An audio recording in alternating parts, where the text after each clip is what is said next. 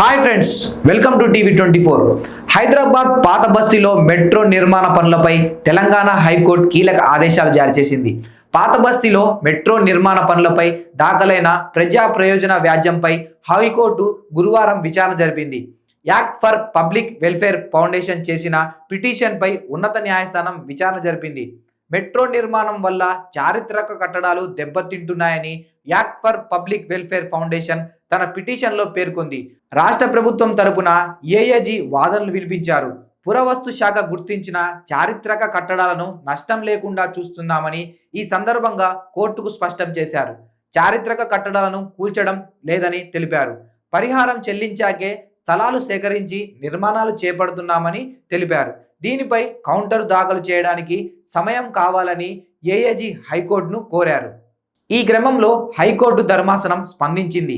Metro నిర్మాణ పనుల్లో భాగంగా చారిత్రక కట్టడాలను ఎలాంటి నష్టం చేయకూడదని సూచించింది.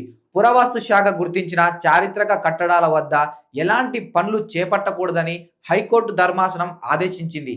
ఏప్రిల్ 22లోగా కౌంటరు దాఖలు చేయాలని ప్రభుత్వాన్ని ఆదేశించింది. ఇక పిటిషన్ పై తదుపరి విచారణకు ఈ నెల 22కి వాయిదా వేసింది.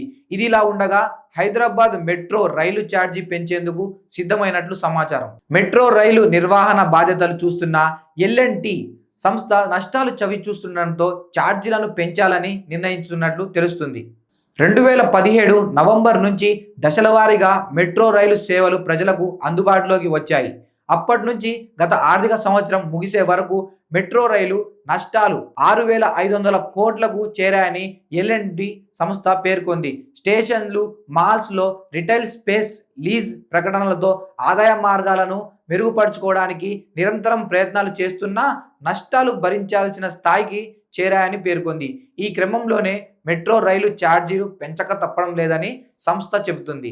కాగా ఇటీవల బెంగళూరులో మెట్రో ఛార్జీ 45% పెంచడంతో తాజాగా హైదరాబాద్ మెట్రో కూడా రైలు ఛార్జీలను పెంచేందుకు సిద్ధమైంది. త్వరలో ఛార్జీలు పెరిగే అవకాశం ఉన్నట్లు తెలుస్తుంది.